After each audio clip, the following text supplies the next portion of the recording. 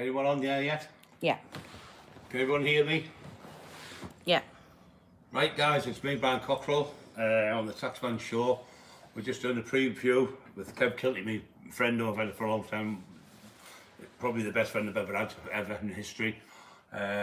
Always been there for me, always been there for him. Know all his family, his kids are like my kids, get on with all of them. We just got to ask Kevin what we're going to be talking about. We're going to be doing it on Saturday night this week, so you guys got Friday. Saturday this, and we can do it probably, if you want, 7 o'clock, it's up to you. That's fine, yeah.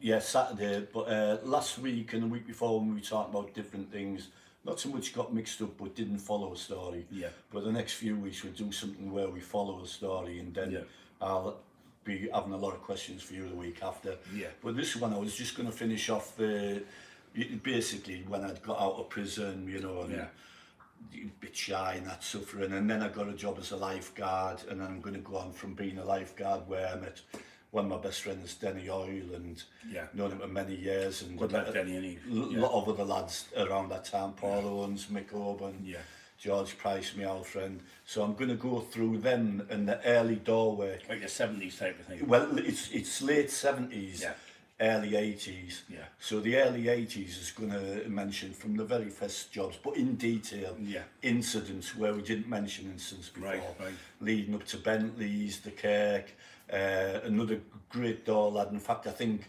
out of everyone who's worked with celebrities, I think, not that we're bragging about it, I think Kev Scott and myself have done some really high profile ones, even we take that, you know. Someone's just said there, did you know did you mind Barrymore?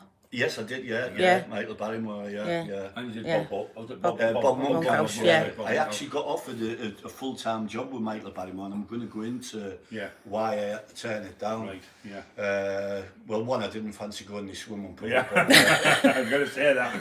But no, I thought Michael Barrymore was coming on and say, Kevin, will you give me my shorts back? I did work for Michael Barrymore, Bob Monkhouse, Shabba Ranks, Maxi Priest. And I'm going to tell a story of one time where I got offered, I won't tell you what yet, but I'll tell you, a really, really top class job with some very worldwide. So it wasn't that I was a hard case out like that. A lot of it's about being, you know, surveillance conscious, presentable, companionship and keeping safety. It's not going about like this, that and the other. If they wanted any, you know, big beefies about sort the trouble out, there'd be people like yourself about Brian, you know what I mean? And you've got to let it. A lot of being like a good Darwin and being a manager. I've done quite a few myself abroad. So it's been being able to talk to people. Yeah, of course. At any level, come down a level, go up a level, and you're starting. It's looking at things, thinking. I went to Hong Kong. A lot of the lads in the sevens of football, Christy Mulcaster and all that. I looked after them all, and I was in a pub, and when I tell you to get out, you have to come. There was a lad who worked for the government, and he did the big big thing in Wembley. He did all them type of things, all the big stadium and that. And he was brilliant bloke and everything, but they didn't have a clue. And there were a lot of scouts lads coming out, right, we're out. And then within 5 minutes of getting out, they were all fighting. People got stabbed. Did you know that? You just know yourself, don't you? You can sense it. You can sense it before it happens. I say you've got like the big man. There's some people who like to think they're in security and they'll drive about in big jeeps or promoting it. That's not top class security. No.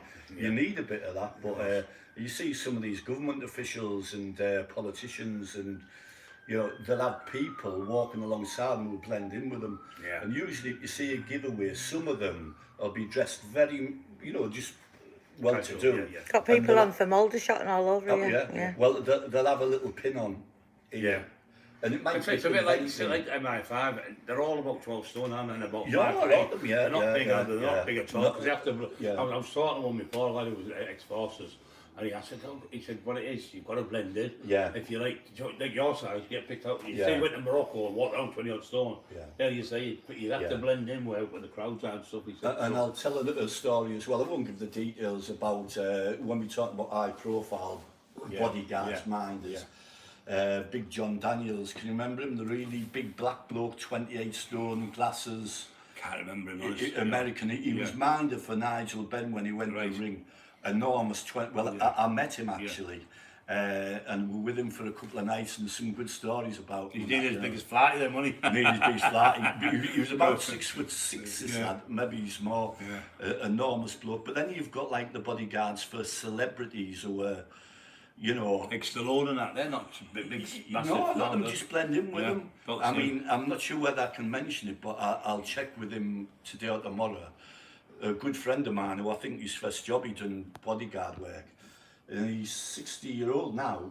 He looks after himself, and he's worked with some of the top film stars in the world. Stockton lad as well. Doesn't brag about it now. Very quiet lad, you know. And then you've got people as, well, my brother, he's, well, in his prime, he was probably 10.5 stone, 11 max, 5'7". You know, I'll check again with him what I can mention, but he's, you're bodyguarded some really. And then you've got people who are, even, there's a couple of local lads now who I know work in the Middle East, and they're actually working with real top class firearms in danger zones, and some of them are on about 4 or 5 grand a day, but you might only get fucking half a day's work and you get shot. When I was out there, Chrissy Mulcaster was out there with us, and his son, young Chrissy, and there's ex-SES lads in Paris and all sorts. They've got their own elite force in Hong Kong. They wanted me to stay, but they wanted me to look after like MPs in India and that, but people get blew up with each other. You get £1,000 a day, you know what I mean? You get every £1,000 a day. I said, look, I don't want a job. And you get, you might carry something stupid, like you might get on a plane, and you might have to have a briefcase with handcuffs on to carry like a thing, which is like a microchip. Could be anything. Honestly, so Kevin, people are saying, what are you going to be talking about on Saturday at 7? About in detail, starting work on the door. Some incidents that ended up where there was a couple of fatalities, but I won't spoil the story. Some where people were injured, some of the people who got injured was their own fault. And then I'm going to go into a little bit of some of the lads who've worked with bodyguards and some really good stories on them. And basically, it'd be a good surprise if they can listen in. Some of the stories are very funny as well, actually. Really funny. A lot of people saying they can't wait. From you know, from going down from Bentley's days to the boat, the Bonaventure with Paul Owens and that, Kev Scorch, you know, a lot of good dollars. And someone's from Middlesbrough, you know, there's a lot of Brinos, old timers, you know, John Black, people like that. But some really good stories. As I say, it's not that I'm this gangster, I'm not. I was just fortunate enough at one time to work with some really top class celebrities, and I could have had a permanent job with them, but there was a certain reason why I didn't. I'll just explain why. I don't really regret it, because if I had carried on that work, I wouldn't have been able to give the time to my kids and also the time to Richard. And I'd have done that, then Richard, I don't want to take any credit, because he's the world champion, not me. But I wouldn't have been there to guide him along to what he's become. And drive him to all his events. All the events, everything, 6 o'clock in the morning. I remember it. And on some of these things, we were homeless at the time, meaning living in a hostel. And the one where we come on to Richard, there's parts of it which are quite sad, actually, really sad. There was one time where I laugh about it now, living in the back of a car parked opposite the hostel that my kids were in, because I weren't allowed in, not for anything specific, except I weren't registered living with them. And that happened for 6 months, you know. But the bodyguard work, and not so much bodyguard with me, I did work with quite a few celebrities, but other people, and also some of the door work of tales of people who, as I say, fatalities. There was a couple of fatalities, really. Lee Thistlewaite saying hello to you. And he said he remembers when Jay Murray worked on the Masham door, when Dorman were Dorman. Is that Jimmy Murray? Well, in the old days, you had to be able to fight. I'm not trying to glorify it, but you had to be able to fight, because people were coming and wanting to fight you, and wanted to sell outside. You have a straightener. Now all these badges and things, so they're all really, the Dorman now are just like policemen, really, and they've got badges and all. But in them days, you couldn't phone the police. You'd have a fist fight, the police would come and just sit and watch you fight. That'd be it, and just drive off, they wouldn't be bothered. But nowadays, it's just everyone gets locked up, don't they, because of the cameras. There's a lot of door lads now. I mean, you've got the pub watch, so literally, in the doorman's favour, you can turn around and say, Any carry on, lads? Cameras now. You can't. Legit Pro Wrestling's on, saying hello. Oh, hello. Legit Pro Wrestling. Oh, yeah, right, yeah. He's the best. He's the best of the best. If you want to learn any jiu-jitsu, any type of that stuff, mixed martial arts, he's the best. He's the best. That's not me just saying because he's my friend and I treat him like if you look at the qualifications he's got throughout the world and the places. Bram saying, do you know Kenny the Phone? No, Kenny the Phone. Kenny very well. Got my first phone off him. Yeah, first mobile phone. I think I got maybe he's the joint first phone Kenny ever saw. And he had a portable cabin at the back of where the new Lidl is now. They call him Kenny the Phone because he obviously sells phones. That was his nickname. So no Kenny for prior to being called Kenny the Phone, he was actually called Kenny the Snake. And the reason he was called Kenny the Snake, it was because he used to have a collection of dangerous snakes, you know, very, very lethal ones, you know, and tarantulas and all that. Quite a lot of snakes in Middlesbrough, but they're not snakes that you want. I had a tarantula at one time. As a kid, I was scared of spiders, and I had a tarantula, and I got it off Kenny Pierce actually. And stupidly, I decided to take it in its little box to Bentley's and let it crawl up my arms and that, you know. So I overcome the fear of the tarantula and that, Right. But yeah, there's some good people to mention stories of, even the nightclub owners, Javed, Kenny Gregory, he was a good lad. Kenny Gregory, he's good lad. Lots of good stories. But if anyone's got any pre-questions, what they'd like to ask, if they get in touch with them or up to them, we see if we can sort it. But we try and keep the subject all about, you know, door work, and not only door work, activities in the street. What was going on in them days, crime and that. So there's a lot of crime then. People say now, oh, it's bad. The lads then were a lot tougher than they are now. These idiots with shotguns who couldn't hit a bull's ass with a shovel for some reason, firing guns, which it shouldn't be. From half a mile away. Bram said he tried to get him to touch his snake when he was 4. But Bram would have made a very, very good professional bodyguard actually. He's intelligent as well. And also, believe it or not, I walked into his house the other day and here he is speaking in fucking Russian. Luckily he interpreted it. He said, he's under the thumb though with Heidi.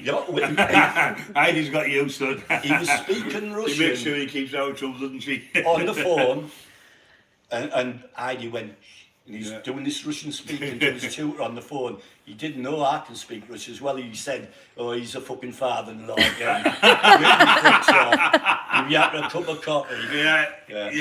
No, but some good stories, and there's a couple of stories about Braming as well, and Bram's dad actually, Paddy Crossan, who was a really good friend of mine. Some good Thornaby lads as well, you know. Lee Thitterwaite's on about the bouncers from Blazers, no, Pacho and George standing all of you. Well, there's a story in there where they came to Stockton to try and take over. They worked in Birches, and little Basil Mann that come with Speedy. Yeah, Tommy Pickering was telling us. I was in there, and it was alleged that I went in with a handgun and put the gun to them and tried to shoot them, and the gun jammed. And I was supposed to have cocked it, and it went down the metal stairs. And the police surrounded the whole building, 400 people in there. Some girl got the gun out, allegedly, Speedy's missus. The cops arrested me and Speedy, kept us in the cells, and 400 people were interviewed, and everyone was on the cop said there must have been a lot of people fucking on the toilets. Everyone made us say I was on the toilet, no one said a word. And I got to tell 24 hours, and we got a powder residue test, and I got off with a charge. I remember that. I weren't there at the time, but I remember. Oh, it was like a football thing about you know, police were out surrounded. Because Terry and Les have always. That was only that was the first time. It was, I think it was 7-8 times I got done for. Yeah, well, Birch's firearms, did have a, but never ever got I got arrested, but never ever got convicted or anything. Yeah, there's some really good stories about the Stockton lads, Thornaby lads, Borough lads. You know, some I'll tell in detail, and some of them are very funny. I mean, I'll tell the story later about what we used to do to certain people who were working tickets, but they weren't really overly tough, but they were cheeky bastards. And we try and befriend them and just say, oh, do you want to come to a meal with us at the end of the night, you know? And we knew they were dickheads. We'd get them in the car and take them to Norton Duck Pond, and we'd have a trial. I'd be the prosecutor, Mickey Davies the judge, John Pugh would be the barrister. But the end outcome of it was they all guilty. They all went to the duck pond, and literally 4 of us would swing them And they'd go maybe 12 foot in the air, and when they crashed in the water, we'd all cheer, oh, and drive off screeching, you know. Mad, but some really good stories. Yeah, things like you couldn't get away with that nowadays with the cameras. No, you couldn't now. And but you know what? The thing is, when you did that, it sounds daft, but the justice what was like on the streets in the old days, people weren't getting tortured like they are now. No, they weren't. You wouldn't tolerate it. No, then, they wouldn't. People would find old people getting there. You go around talking around. Any tough guy who was in any council estate in them days would go and say, who's done that? And say some old woman would get robbed. Like I used to do it all the time. I'd get all the stuff back. I wouldn't tell the police, but I'd get all the stuff back and make sure that the perpetrator's got a good hiding.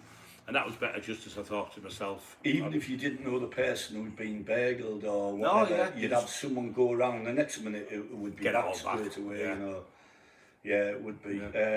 When the door work certification came into place, when was that? It was 1993. I was one of the first door lads to go on it with Kev Scott, and we ended up giving advice to the people who done the security program. But it was very strict to get on them then, you know. And I'd say at Macmillan's we had a really good team. Bentley's had a great team of door lads. The Mal had good door lads. The Mal had excellent door lads.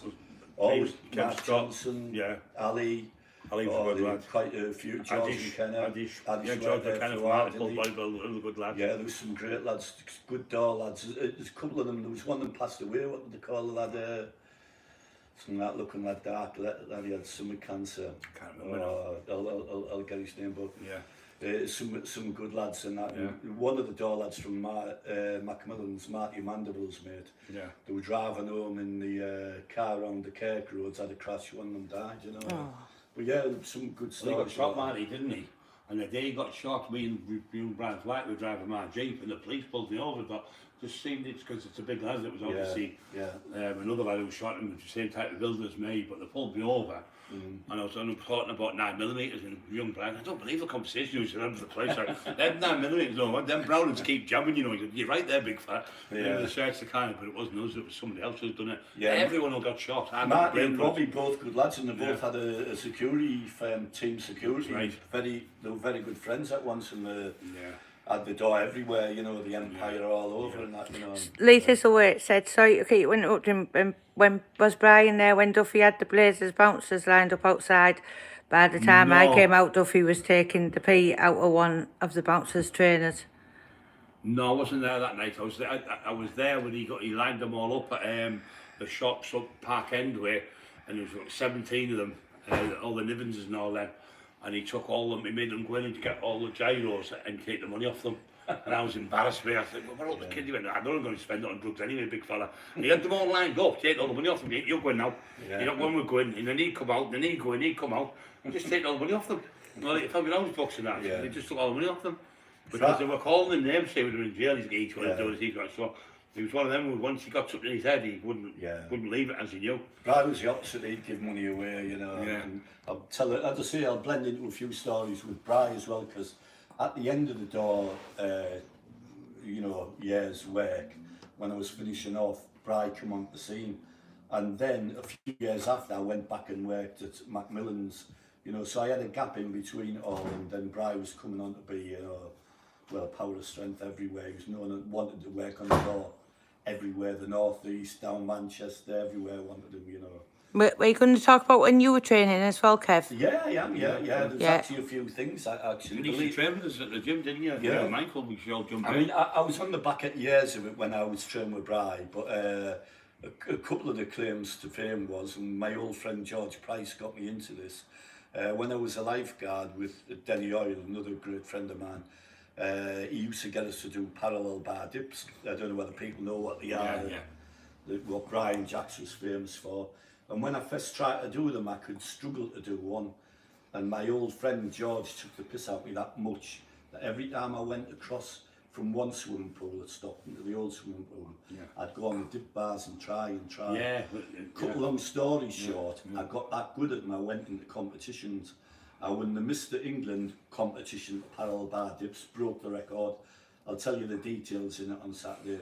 And I also, unofficially, in front of Bill Boyd, broke the world record of 109 dips in a minute. That's Brilliant. how good I got them. So that Yeah. was my Yeah. speciality. Yeah. I never, Yeah. never got beat. Legit Pro Wrestling said, what's your favourite song, Kevin? Oh, there's lots of them. In fact, I was going to mention them really. But one of my great songs is "Never Knew Love Like This Before." Oh, I like that one. Stephanie Mills, because it was the first one I posed to at when I bodybuilding, and I won. But I've got quite a lot of few good songs that I Chain really Reaction like, was the one I did at the Mr. England in Yeah. 1986. Yeah. But it's a good subject that about songs. Yeah, it is. Because songs are memories. Of course, yeah. And memories are songs. You think of a memory, there'll be a song Well, there. it's a Yeah. smell Or from a the song can, and a or memory, a taste yeah, or yeah. smell. Or, we were just talking about Bram the other night. We were watching the Karate Kid, because I remember the Karate Kid when I was a kid. I left school, and you'd watch it and think it was great. Now they've got this Cobra Kai's been on. He's watched it. We're watching it now. Me and my wife. We last few nights laughed out because it takes you back to the 80s when you were a kid. Oh, I remember them bites and the chocolate bites. You remember this? And it gives us a bit of a buzz, you know. Yeah, a lot of people go into songs. Well, actually, you know, even though, don't bother with, I'm not going to call him Jamie Boy, but he was talking about his favourite song last time I seen him, and it was, the song he liked was "For All the Girls I've Loved Before," but there was none. Just totally stalker. But we had some good stories. Yeah, and we we'll have some be in great detail stories. this time, you know, going on from, so they'll go on in a year like 1980, Yeah, it'd be amazing. 1982, 83. Hi, Dave Galloway. Some really Sheffield. good stories. You've got loads of people watching here, you know. All right. You've got- we'll stay a little bit longer for them. You've got 53 people watching live, and that's good. No, we haven't even put a for about a 10-minute preview. we haven't even put a warning out. No, But we go. I've been up to Sheffield quite a lot with my son Richard. Used to go to Don Valley. known for steel, the Great nice athletic ass stadium. steel in it. Yeah, great athletic stadium. Yeah. Knocked down now, you know, sadly. Legit Pro Wrestling, do you like Danielson or Johnny? I don't know what it is. I don't like Danielson. I like Johnny better. We used to love Danielson, but now Danielson's we're thinking he's gone a bit above his He's a little station. But I think he'll turn out all right. I'm hoping he will. I didn't know the guy. Mr. Miyagi. Cobra Kai. Never die. I like Mr. Miyagi. Yeah. Well, that was him. Yeah, he had Daniel, the bonsai tree. Johnny's the blonde haired one who beats him up. Because Yeah, we like original. Johnny. Yeah. Bam likes Johnny. Yeah, Johnny's Yeah. good. He can only kick about. He's realised, hasn't he? Yeah, We think you he's know. learnt lessons. He's and been it's- watching Bram, hasn't he? That's why he's Yeah. become good. Yeah. He's watching Bram's there. Yeah, he's probably watching you at Legit Pro Wrestling. I didn't speak Japanese, that. Actually, the other night I seen a Jackie Chan film which I hadn't seen before, and I thought he's a bit corny, but I watched it, and he was singing this War in Edwin Stein. Right. It was Thank good you, actually, Lee Thistlethwaite, for yeah. mentioning the book. Yeah. Who else? Oh yeah, don't forget the book. It's There's out. people from all over the place in Attack here. for the Teesside book. We've got it. All the Attack for the Teesside. We've got it. Signed copies if you want to get it. Just Get in touch. subscribe on the channel, free. We've got all the training stuff where I've been telling people how to train your chest. We've got the elastic bands training, the wrist distance bands. We've got dumbbells. We've got barbells. We've got how I train from 18 till 24, and I've put 12 stone on in 6 years. So that routine's now on that YouTube channel. So you do your back on a Monday, your chest on a Tuesday, biceps and triceps on a Wednesday, legs on a Thursday, and shoulders on a Friday and the rest of the weekend. That's what I did to get to big. So if you want to get into the gym, do that and watch my YouTube. It's all free. And about at times 15,000 calories a day. Yeah. And if you want to learn wrestling or any type of martial arts, get in touch with Legit Pro Wrestling because they're amazing. It's Kevin's. Next to Argos and High Street in Stockton. You can find them on Facebook and Instagram, place like that. And my daughter, I don't know whether you've seen some of the videos of Heidi kicking. No, it's just phenomenal. Really, bloody hell, unbelievable. I'm not only saying it, she's my daughter, and she's excellent at nutrition, you know, and psychology. She's Really got a good. degree in it, literally She's a really doctor, you clever. know. Yeah, I used to call her when she was a young kid starting off Macushla. I remember her off when she $1 Million when Baby, she you know, used to be in them. Melanie used to get the Victorian dresses, Oh, didn't she, and stuff yeah, like that, and she was like a little princess. She was like. They were all little tiny freebies thing. and dresses, you know. Yeah. Heidi Carson, she's shouting, "Hi, Dad." Yeah, she was excellent, you know, still is, dedication of that. They don't go promoting everything what they do, I'm the big I am. They go, they learn it, they teach them. The way they teach them young kids, that's phenomenal. and the parents are there, and the base of that. The thing as well, the thing they do, the work they do, they deserve a lot more accolades because they go out at Christmas and they go around and they used to feed all these people on the sustain before it was knocked down. They go out and get parcels and wrap them up all through Christmas and be freezing, carrying them about and make sure every single person got a toy or food. It's amazing, everything. Hundreds and hundreds of parcels. In fact, I'm going to give idea after in Bram, because there's something where I've got a contact where they might have a big thing going on for them. What they do is it? No, they're totally vodka. That's all I know. dedicated to the cause of what they're doing. Oh, that's brilliant. Absolutely. But that's the best way. Do you know anybody in Coventry, Kev? As he's heard your name in the Edge Club in the 1990s. Oh, right. I did have a couple of friends in Coventry once over a long time ago. 1990s, he's talking. I had I did have a few friends. A couple of them were into bodybuilding as well. Because as you say, once you know one bodybuilder, you do. Bram used to train in Coventry. When you go to the shows, the bodybuilding, you get to know some from London and they know you and you get to know loads. And it's like a family in it, the bodybuilding scene. It's a good click as well. We've got a brilliant lad over in Alex Dunn, in it. Yeah. And he's got his Hustling Labs. If you want your protein, creatine, anything, vitamins to your brainchild, his stuff I've been using. I'm growing like a bloody mushroom, baby mushroom, and then I'm getting body fats come off me. Training really good, and his products are brilliant. So I know people are struggling to get to shops and things like that. You just order it and you get it in a couple of days. He's a really nice lad. We're going to be doing a podcast with him. We've got loads of people we're doing podcasts with, but obviously with this COVID thing, we're going to do Kevin and a few other people. Yeah, a few of the bodybuilding. Kevin and we're in the bubble army together, so. Together, so we're allowed to do a couple of the bodybuilding lads as well. I say I'd met Dorian Yates before through. I met him through. So I met him through. And he was asking Bill Boyd. We sat at the table. It was 12-seater, and he looked. He was big, but I was massive at the time. And I think he was about 19 staff stone or something. I was about 24 stone or something. I was a bit of a belly bodybuilding powerlifter. I was a powerlifter, a bodybuilder. But he didn't look that big sitting down, but when he got on stage, he done that right. I've never seen anyone, the lats go out so wide, and his calves were unbelievable. I went, wow, unbelievable physique. But he was a lovely, just quiet man. He's very quiet. Really nice, well spoken, and really nice, humble person, really intelligent. Did you know him, John Hodgson? No, I didn't know. John Hodgson, I think he come about third in the Olympia short class. But I can remember him when he'd been training about a year or so under the wing of Kerry Kayes. They're the ones who, Dorian Yates was the first of the mass monsters. They called him the Shadow because he came behind you, he was that big, he was huge. You've got people on from Kilmarnock saying they love listening to your stories. Bram said, where's the beef Bertle Fox? And the Bertle Fox one, what happened to Bertle Fox? Bertle Fox come to Redcar, as Emma knows, and he stayed for 2 weeks there.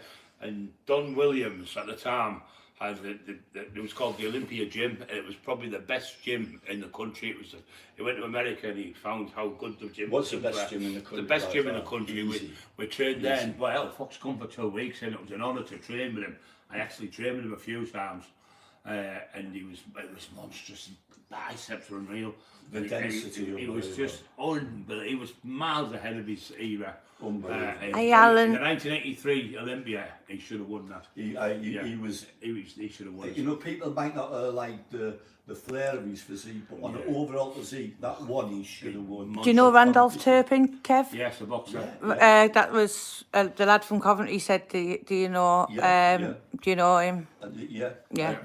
We actually, I think I went on one of the shows down Coventry in the mid-80s and got to know a few people. Manchester, there'll be a few people from Manchester who I'll mention to do with the door work and the cramping. Not that we glorify crime. No, we're not doing it. Just what's happened over the years, isn't it? The truth, what's happened, and it's in the papers and things like that. So, but what we're trying to do is bring Bram back... saying Jeff Thompson.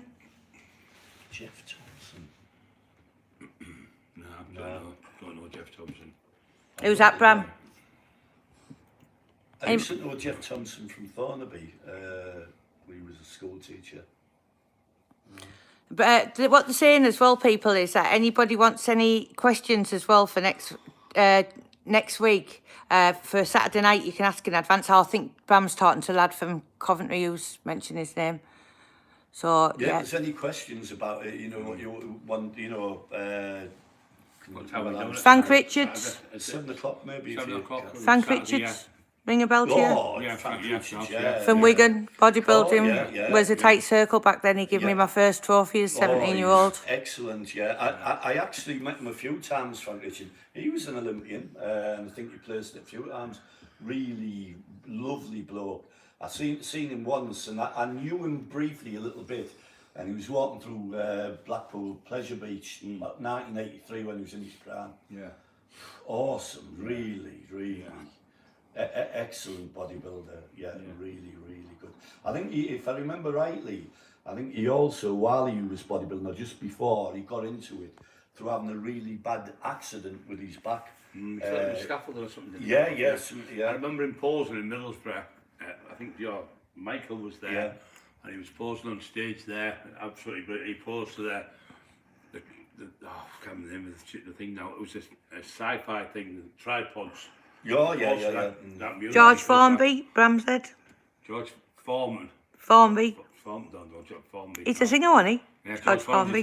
George Fawcett, you mean? No. George Fawcett, no, George Fawcett, yeah. He was a bodybuilder from Redcar. George won the Mr. England, England, and he won the Mr. Britain. Great physique, George. Very one of the best bodybuilders around here. His brother was brilliant. His brother was in the Mr. Universe, came third there. Barry, his stepbrother, he was really good. Barry, what was he called? Barry Fawcett, Barry Fawcett. George had excellent physique, George. I used to train with George when I was 19. I lived at Redcar.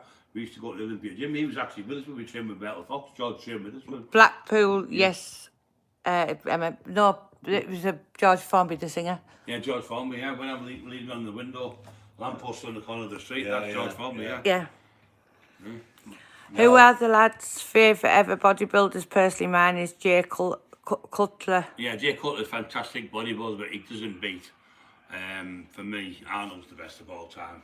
You've got to look at Arnold, I mean, the way they changed in different ways. I mean, for looking at the physique, a couple of my favourite bodybuilders ever, one of them I got to know quite well was Brian Buchanan. It's a 26-inch waist, Very intelligent really lad. Nice lad. Yeah, really very nice intelligent lad. Bam said he sang about training as well.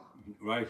Bertel Fox, excellent. But I think one of my favourites of recent years, I think, was when Dorian Yates had won the Olympia, and the night after was Night of the Champions in Nottingham. Yeah. And Kevin Levrone was there. I thought Kevin Levrone had the edge on Dorian Yates. Yeah, he was really good, wasn't he?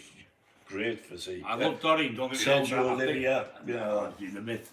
Unbelievable. ID said Purple Lucky. How about Vic Richards? Phenomenal one. He never competed, but he was the biggest bodybuilder ever. Monstrous he was. They'd have had to watch the muscles with him, wouldn't they? Well, years ago, you know, when we first started training, Denny Oil actually, I was a lifeguard at the Bats, and Denny Oil come in the first time I met him. You ever saved him drowning? The what? You ever saved him? I did, and I was going to go on to that. What about Reg Parks, who was from Leeds and played Tarzan in the movie? Reg Parks was absolutely phenomenal bodybuilder. So was Thingy Scott, Larry Scott. He invented the Scott. He had the best biceps in the world. Fantastic bodybuilder. Some great bodybuilders, but I loved the sport in them days when we first got it. I think the bodybuilding in like the 60s, 70s, and 80s, they were the best physiques, because they used to have a thing called a vacuum, where you lifted your stomach up and you could tell your rib cage and you pulled it. They can't do it now. There's nobody that can do it. There's the odds. All the Arnold and all them, they weren't that. They were 16 stone or something. But because the waist was so small and the shoulders look so big, didn't they? But now with this bubble gut they've got with that growth, it's making them look terrible. Frank Zane was Kevin's favourite, Heidi said. Frank Zane. I think Frank Zane beat Arnold twice. He was down here, he was at the Boyd got him down here. Frank Zane, I think, a lot of people like Frank Zane because he was a physique that anyone could probably achieve, because he wasn't that, he was like Sylvester Stallone type of size. But what he had is what you call symmetry in bodybuilding. He had 16-inch neck, 16-inch biceps, 16-inch calf. He wasn't that big, he was only, but he was so ripped and in proportion. And when he did that pose, when he did that with the 2 arms, he just ripped. He was like a bit like, Rambo reminded me this type of physique, like a Rambo type. Somebody's asking Brian if you'll be making public appearances and talks when lockdown's finished. Would love to meet him. All over the place. We've been offered to go to Ireland, myself, my wife, radio, America, Australia, all over the place.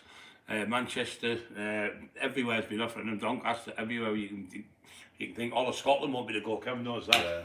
The Scotland, there's a lot of them wanting to do them up there, down Liverpool, Manchester. It's just it's crazy. Be some really good, because then when you do that type of thing, you do an audience presentation with your screen and all that. The question and answers will be really good there, you know. Mike Mensa, who invented the HIIT training, high intensity, low reps. Just tell you, we did do one with the Bishop Auckland do, but someone spoiled it. So if you go on my YouTube channel and look at the night of Brian Cockerill speaking at Bishop Auckland do, you'll see the fool on there making the fool. Bram's just saying Gary wants you to go to Australia, Brian. So I've just been talking to my wife today about Gary. Good lad. I remember going round. It was me, Brian Flaherty, little Brian Flaherty, another lad called Brian, and Bram. Can you remember them thing, like with your punch, like a dummy thing? Oh yeah. He had that, and Gary was he was in with all the school teachers. He's a fireman in Australia now, and this thing, he said, I've gone that. I punched it twice and knocked its head off and smashed it to pieces. He went, I've just paid 200 quid for that, and that was the day. Tell you, Gary, but he had us in. Last year he came over to help us get in the schools, because he knows the headmasters and everything like that. So we've had people, we've had the mayors phones from kind of contractors from Hartlepool to help us. We've had the mayor from Middlesbrough helping us, so it's just never ending, you know, it's been good. Yeah, it's good to educate the kids, because the way it is now, if the kids don't get a grip of certain things, the prisons are going to be overrun. What I'm saying to them, I'm saying if you don't get the kids told when they're young, it's no use when they're 14, 15 years old, when they're on the stony path. You need to get them in the grassroots very young. Right, it's a couple of questions here. One lad said, Stuart Harrison said, did you know Lou Ferrigno, the Hulk actor, was born deaf and was picked on 4 years? Then, hi all, how long would you recommend waiting before jumping back into the gym after a hernia operation? Cheers. You've got to fully recover. I'd go and see the doctor first before. I wouldn't just go on your own gut feeling, pardon the bunch. I'd go and see the doctor, make sure it's fully healed, because the last thing you want to do is go and tear it again. What would you say, Kevin? Depends what hernia it is and where it is. Different types. I mean, my son Luke, he's had 3 testicular hernias. And obviously you can have abdominal ones, but you also can have what they call an hiatus hernia, which is get chest pain. But I would ask your doctor, you know, but you can still train with them. It depends whether it's a visible one or not. You get ones where the skin comes out the intestine, doesn't it? And you can get an hernia repair as well, but speak to your doctor about it, but you won't stop your training, definitely. How much did you weigh back in the day? The biggest I weighed, I could never get to the 24 stone. The biggest I weighed was 23 stone, 10 pound, and Flaherty used to weigh 26.5, so I could never beat Big Flaherty. But that 20... Bram said, where you're finding them, NFL tops, he loves them. We'll send you the link later, Bram. No, you're all trying to pinch me. Loads of people are coming on YouTube. He likes your t-shirts better. Loads of people are coming on YouTube. I like that. Where do you get these tops? Emma's finding them all over. I'll send you the link later. We Alex done it the other day, everyone as well, so loads of people said that as well. They're really good because they're a treble extra large, but I'm starting to be a bit too big. They're getting tight on me, so I'm probably getting up to 4 extra large now. Actually, the way Brian was then, when he was 23 stone 10, you had the autumn wind a very, very, very naturally narrow waistline. You know, which that's genetical. I remember competing when I was 21. It was like a peep show. I'd say at Winnie Banks. When's Brian coming down? When's he coming down? He'd be down in half an hour and to just be annoyed. Richard would have all the kids on the front and all be sitting. No, it was... Hey, Mr. you're the best fighter. Not only that... They used to come over, didn't they, with a little piece of paper, let me sign the papers for me to be signature before I'd done anything. Someone's asked if you and Lee Duffy ever trained together. Yeah, we trained at Moa's gym, and he benched 300 pounds for 1 rep, and I did it for 20 odd reps. and he was fascinated, and I trained him, and I can prove this with That would have been a good Paul bench for him, Epstein and because- Craig Allen was there, and I benched 6 plates each end on the Smith machine, and I got 6 reps, and Paul Epstein was like unbelievable, he said, and Lee Duffy come away with, I've seen it and I don't believe it, and that Craig was there, wasn't there. Carol's online, so we'll say to Carol, Lee's, Hiya Carol, Lee's that's Lee's partner. ex-partner, a lovely lady. Craig Howard, he helped me a lot for my first show actually when I got into bodybuilding. He's probably the And he knowledgeable was, person. he was like a superstar, you know, Yeah, he he was was. a universe contestant, Yeah. you know. And I remember me and Denny Oil used to say, oh, imagine going to watch the universe. Yeah. Years later, Denny come 5th in the universe. it's Like mad, that. isn't it? But Craig Howard had the best squatting style. Yeah. Probably maybe it's because he wasn't overly tall. Yeah. But I've seen he used to squat with his glutes right literally Yeah.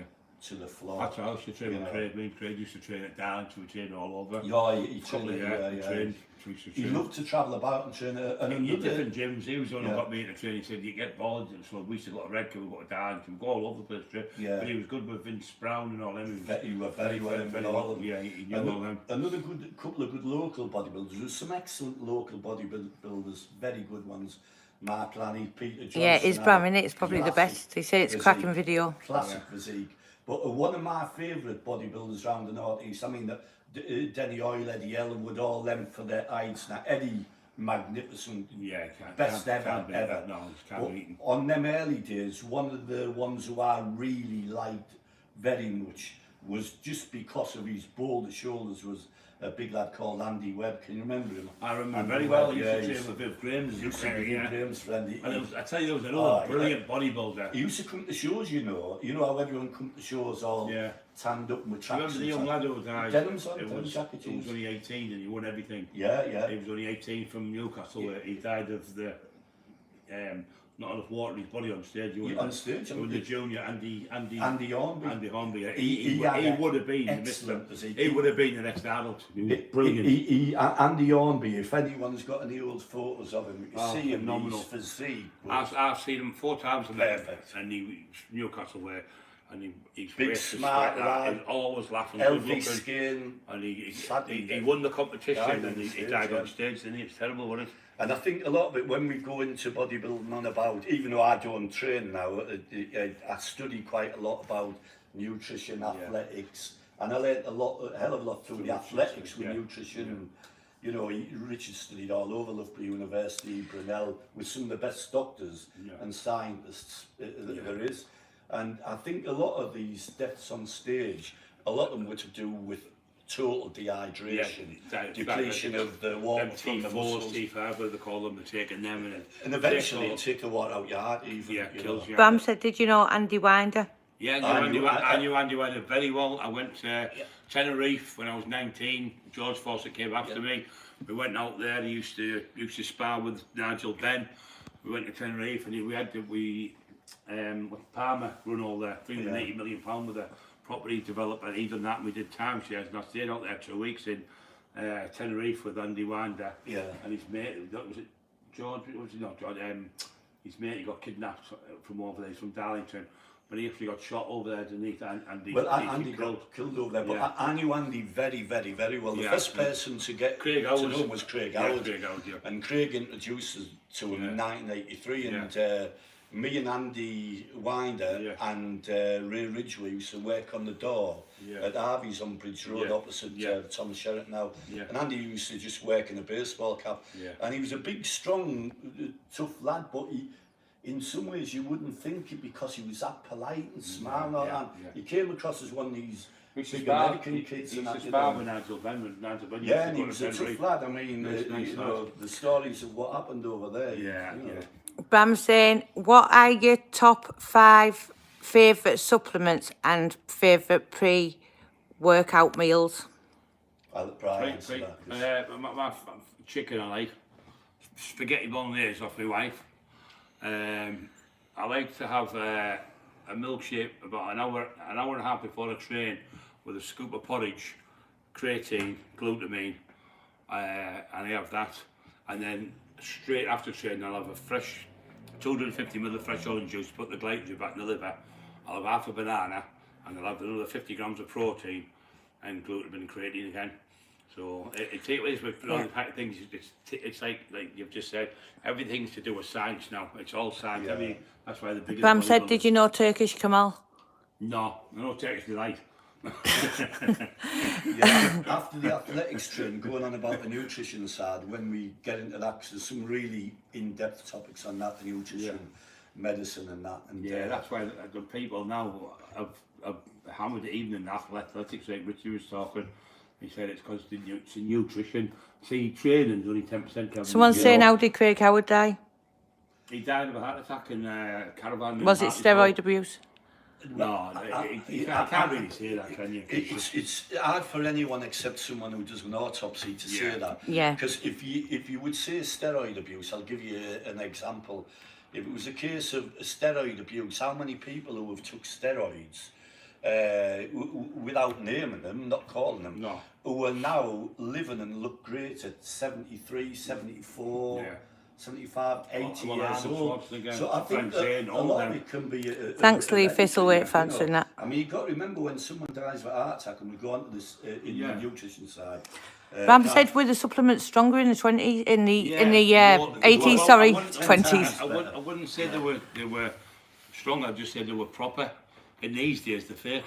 Someone said, sorry for asking that question about what's he called? Craig Howard. Craig Howard, No, that's okay. No, but what it was is he died of a heart attack. That was it. There's no other thing. That was what he had. Craig had it as well. I mean, and his girlfriend Rachel. I know Rachel really well. She was in a group and things like that, and she talks so pleasant and posh. Yeah. She would be like Audrey Epstein on a movie screen. And a very good listener. That she was there sadly at the time. I knew Rachel. Tyson Fury, Anthony Joshua, Bram said. 100% Tyson Fury, if he keeps himself right, and I think he will, the Gypsy King, because he is a Christian and we love him. And come on, Tyson, you can do it. I think he's no disrespect to AJ. I think he's a nice lad. I just don't like the comments. I think it's very awkward to fight with him being that big, and I think really he got into Klitschko's head that time, didn't he? Yeah. He's really good at that, and I think for popularity-wise now, Tyson Fury's became very, very popular. He is really, really good. I think the greatest of all time was the heavyweights when Fraser, Foreman, and them brutal fights. My favourite, even Bugner, people like that, Does Brian know Paul Ashton from Gateshead? Oh yeah, I knew Paul Ashton. I was in jail with Paul Ashton, and I was curling 100 kilos on a barbell, and he went, Jesus Christ. He said, I can't even bench that in man careless, and then if he asks actually, he'll tell you. Friends have put monkey lines, good friends. So.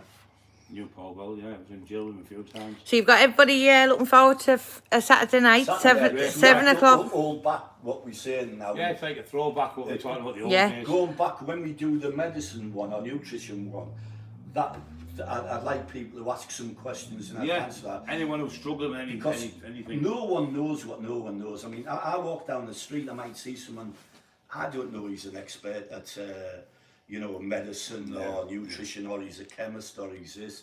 I mean, Bram, if he's just sat having a meal, people you would suspect, he's something. You would know he's an expert in martial arts, travelled the world, all over. Yeah. Luckily, through having a lot of time on my hands, in prison I started studying vitamins. Vitamins. Then medicine. Yeah. And I must have 5,000 books, and I don't want to make money out of it, but I know a fair whack about it. I'm saying, was Mickey Theo a fighting man or a bodybuilder? I think John Fury would have beat him with these. Do you agree with that? I think so, because I think Mickey Theo was more into bodybuilding than anything myself. I can't answer it because I've never seen any of them fighting, but Mickey Theo was literally a bodybuilder. Yeah, he was Lenny McLean's right-hand man at one time. Big, strong lad. But maybe that was because he's a big, strong lad. But I would say John, this is to both of you. What's the worst injury you've ever had off bodybuilding? Mine is my tricep completely tore off me, and the injury I've got now, where I've got 5 vertebrae I've got to get out, half my back taken out, and a bone graft. What's yours, Kevin? Long-term injuries, I would say, low back problems with not warming up. We never used to warm up stupidly.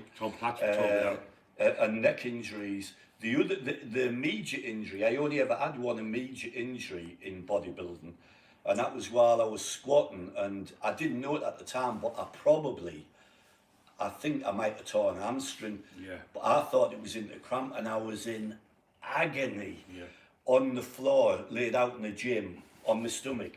And Denny Oil's with us, and Denny's a great mate of mine, but he wasn't the greatest physiotherapist, as he knows a lot now, well a lot.